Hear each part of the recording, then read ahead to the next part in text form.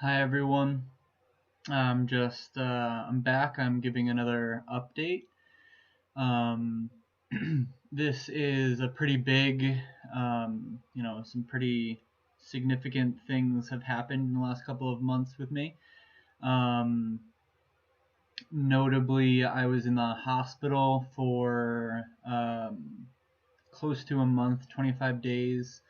Um, in in September and the beginning of October. I've been out for about a month now. I didn't put out this video sooner because I was still settling in and trying to recover from the trauma of being in the hospital. Um, so I think that this update is just going to be focused on my medical stuff. I don't really have um, too much else to say, but if something comes up, I'm sure that I'll go with it. So basically, what happened was a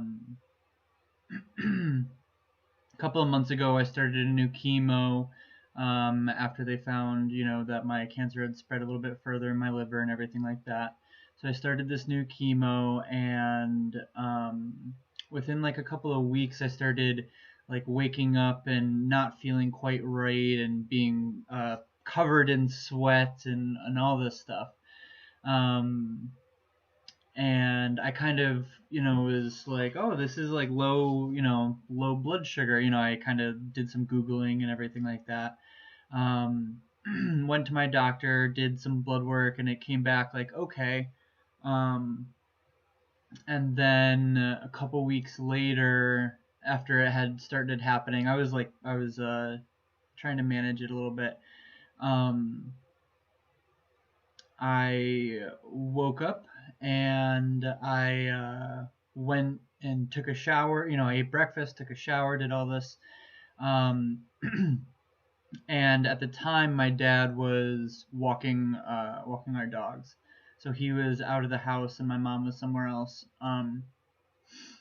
And I came out of the shower, and I just didn't feel right, and I just sat down on the couch, and my reaction was like, what is going on, right? Like I was kind of very spacey, not quite there, and I just kind of like just sat there in this feeling um, for however long. And my dad came back and he was like, "Oh, hey Brad, how's it going?" And I tried my best to communicate with him. Um, that I didn't feel right, that something was wrong. Um, and what came out of my mouth was incoherent gibberish. Um, and so for the next, 10, 15 minutes, whatever, um, that was kind of what was happening. Was I was losing the thoughts that I was trying to communicate as they were coming out of my mouth. I would start a sentence with some words that might have been part of that thought, and then it just went into sounds and blah blah. Um, and it was very frustrating for me because I knew that something was wrong, but I couldn't. I was like too confused to think about what that was. Um, and eventually my dad was like, okay, like we got to go to the hospital. And I was like, all right, like I knew enough to know that that was a good idea. Um, he, uh, he had me, he wanted to talk to my oncologist, so that he could, um, kind of give us some advice on what to do and whether or not to go to the hospital. And I guess it was pretty funny that in my confusion, I couldn't speak, couldn't think straight, couldn't do anything. But when my dad came over and asked me to unlock my phone, I did it right away and handed him the phone. That's muscle memory for you. So he got a hold of my oncologist, and my oncologist says, yes, bring him to the ER right away. I'll call ahead so that they know you're coming, blah, blah, blah, all this stuff. And I was also sick too. I was actively sick during this time. I had to stop the car a couple of times. So we get to the hospital, and at that point, I kind of like they put me in a wheelchair when I came out of the car.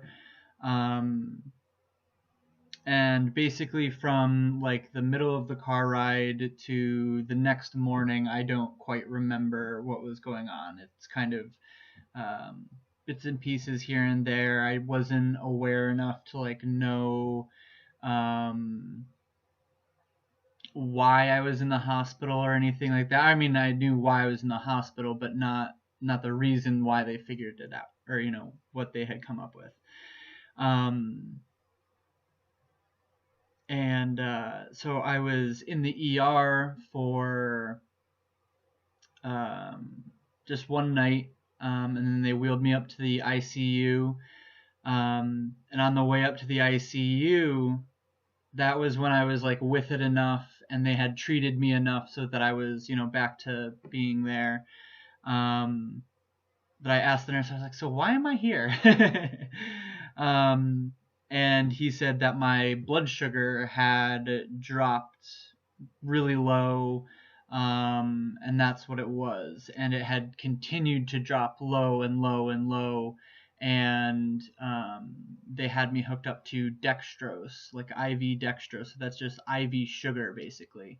And they had like bags of these just going all the time to keep my blood sugar so elevated, because it would drop that fast and that quickly if I wasn't constantly hooked up to this dextrose to dangerous levels. So all the blood sugar stuff figured into why they were pricking my fingers every half hour in the ICU. And so yeah, so I was in the ER in the ICU, and I was there for a few weeks. I was in the step down ICU for probably like a week or so. And within that time, there was a lot of experimentation on kind of what was going on. There was some question of whether or not this was a result of my chemo or my tumors. And so in order to find out if it was my chemo or my tumors, one of the things that they did was just have me wait, because if it was the chemo, it would have get out of my system eventually, so it would theoretically go back to whatever my normal blood sugar is. So that was a 2-week ticket in the ICU just for that. And so when the 2 weeks was up and my blood sugar was still crazy and dropping all the time and everything like this, they really decided that it was my tumors. And so what part of neuroendocrine tumors is the endocrine part. And your endocrine system is like your hormones and things like that. And so in neuroendocrine tumors, there's 2 separate types, and one of them is a functional tumor, and the other one is a non-functional tumor. And a non-functional tumor is just a solid tumor, doesn't excrete anything, no hormones, no nothing like that. And the functional tumors do excrete hormones, and they are active things. And for whatever reason, my tumors have switched from being a non-functional tumor to functional tumors to being insulinomas, which means that they produce insulin now. And I saw somewhere that, this is another one of those things for me and my tumors, that it's like a rare thing that never happens. And, like, of course I get hit with all of them. So basically what happens is, and if you're familiar with diabetes, it's kind of the opposite of diabetes. So insulin is like the vehicle for your blood sugar. So if you have a lot of insulin, there's a lot of vehicles for your blood sugar to be gotten rid of, right? So if you have a lot of insulin, you don't have a lot of blood sugar. And the opposite is true. If you don't have a lot of insulin, you have a lot of blood sugar. And that's what diabetes is. And so I have like the opposite of diabetes. So my stay in the hospital was a lot of them, figuring that out. A lot of frustration because, in the hospital, you're going to get discharged next week, or you're going to get discharged on Tuesday, you're going to get discharged on, and it's always getting pushed back and pushed back and pushed back. And at the same time, you're getting more and more worn out from being poked and prodded and blood work at 2 a.m. and all these things that go on in the hospital. And it really does take a pretty significant toll on like your body. You don't get to get out and do things, and just your mental health just being there. I was lucky enough to have a great ICU nurse who acquired a TV that I could plug my Xbox into. So my parents brought my Xbox from home, and she brought in the TV. So I had a TV with an Xbox. I could watch movies and play video games and things like that. I had, books. My family visited me. They allowed pet visits at Hartford Hospital, so that is something to keep in mind. They need like rabies paperwork and things like that. So I had my dog visit me, which was nice, even though it was a pretty short time.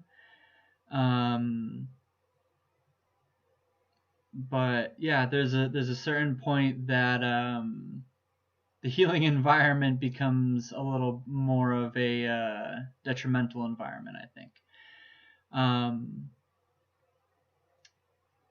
But yeah, so we eventually kind of figured out this plan to have me hooked up to something called TPN, which is basically like IV nutrition. So my TPN is essentially just sugar.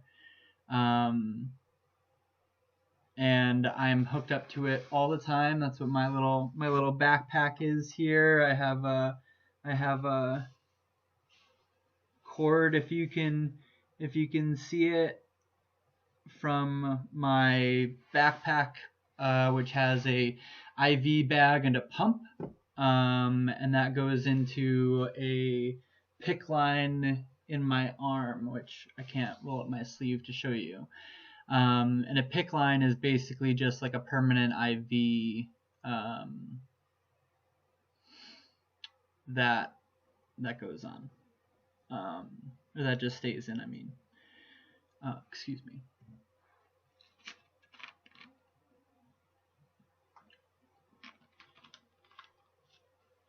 So the other thing that was discovered during this time, one of the tests that they did when I first came in was they scanned me just to make sure that nothing, crazy like that was happening, nothing significant inside me. And they found out that my cancer had spread further in my liver, I believe, and maybe up here in my chest. I don't quite remember at this point. So the chemo that I had just been put on wasn't working. So they stopped that. They stopped the chemo, and so they were doing all of this this testing, and I had to start my new chemo while I was in the hospital. And my new chemo is an infusion. It's called Folfox. It's a combination of a couple different drugs, and the way that it's administered is I get a 2-hour IV infusion, so I have to go to the hospital or the infusion center to sit down, get this infusion, everything like that. And then I go home with a chemo pump for the next 2 days. And so the chemo pump is essentially just the same idea as the TPN backpack. Has a little container of the chemo and a pump that goes along with it. The pump has a cord that connects to my PICC line. Because I have 3 lines in there. I have 3 access ports. Yeah, and then I got at the end of this, I got a PET scan, and so a PET scan really it shows basically like the metabolic rate of the cancer. So it lights up at the higher activity areas, like where the cancer is like really working. And so that scan showed that my cancer had spread further in my liver, further up in my chest, and is in my hip bone now, which doesn't like affect me at all right now. I'm not in any pain or anything like that. My doctor didn't even like make a big deal about it. So when my doctor doesn't make a big deal about something, I don't make a big deal about it either. Yeah, so it's been kind of a lot. And it's been a lot to deal with, and I've definitely been, my last video was talking about depression and suicide and everything like that. I've definitely been depressed. It's hard to sustain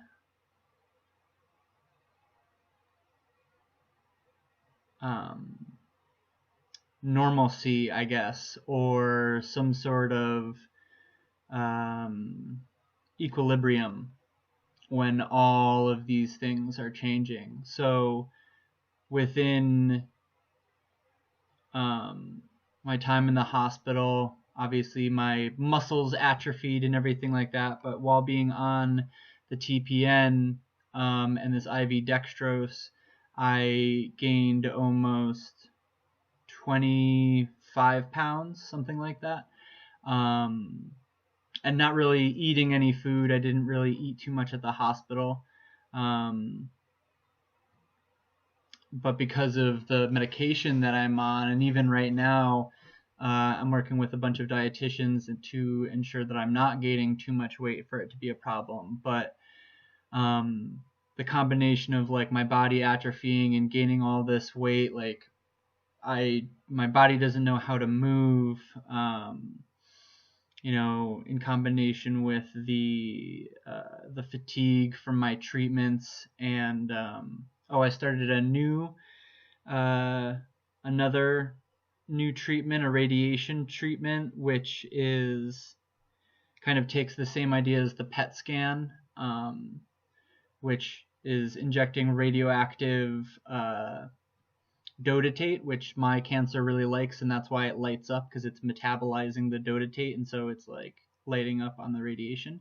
And so it's basically they took the dotatate and put radiation in it to attack the cancer. So I started that the other day too, which they've been using in Europe for a long time, and it just got approved here, so it's supposed to work really well. But from my fatigue, from my treatments and everything like this, like my my activity level has just dropped, and that's, you know, one of the biggest outlets for me is being an active person, and now I'm just ugh. Yeah, and there's just so many other changes, so many things that have been kind of out of whack since this started, and I definitely have to say this has been one of the hardest changes for me, or one of the hardest hurdles, I guess, one of the hardest things to have happened. As far as I'm concerned, this is the second time that my life has been saved through modern medical science and intervention. The first time being when I was first diagnosed, because I, you know, started not to being able to eat and all that stuff. And this one, you know, I could have fallen into a coma if my blood sugar had gotten, you know, too low. And had seizures and things like that. And that's kind of the other scary part about, you know, what I'm doing right now just in my daily life. I have to have my TPN on me all the time. I have to make sure that it's running. I have a glucose monitor that connects to my phone, so I can always see how what my blood sugars are, to make sure that they're not, you know, dropping, because if they do, they drop very fast, because I still have that amount of insulin, and you know that's something that the way that it's treated is just through the chemotherapy and the new radiation therapy that I'm doing. And then I have a couple other medications that like manage insulin levels, but that's not really treating it, right? So that's very, you know, kind of, you know, that's something else that's just like another anxiety to add on to this. Like if my TPN bag ends early and I'm not at home to be able to change it quickly, what do I do? If my pump stops working, what do I do? All of these things. And so much more. I think that's it. Like I said, I kind of needed some time to decompress a little bit and feel a little bit more normal and comfortable before kind of putting this out, because it was so much, and continues to be. And I don't want to end on like a down note or anything, because the you know, the things that I'm doing now to treat it and to help me get off the TPN, because that's the ultimate goal, is to get off the TPN and have the insulinomas controlled enough so that I can, you know, go back to being not attached to my backpack. And they're, you know, working with the dietitians. I'm working with an endocrinologist, you know, my oncologist too, you know, and everything is really pointing in a good forward direction. They've been lowering the glucose in my TPN. So when I first came out of the hospital, it was like 900, whatever they measure it in. And now it's down to, I believe, like 350 or something like that. So they've been lowering it as the treatments have been working, which has been making me feel better as well. Lots of sugar is no good.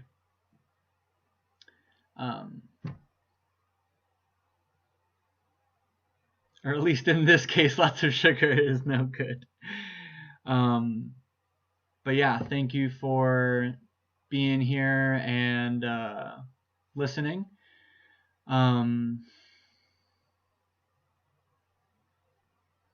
It really does mean a lot to me to have, people reach out and to um, to hear their support, or even not to hear it, just to know that people are praying for me, thinking about me, whatever. um, and it's even if I don't respond, or even if I don't like acknowledge it or anything, um, that's it really does mean a lot to me. And that's one of the things that these videos have been allowing me to kind of feel, to kind of get, which has been huge. So thank you. I really appreciate it. Appreciate watching my videos and connecting with me through this weird medium. Yeah, and with that, I will talk to you all soon. Mitakuye Oyasin.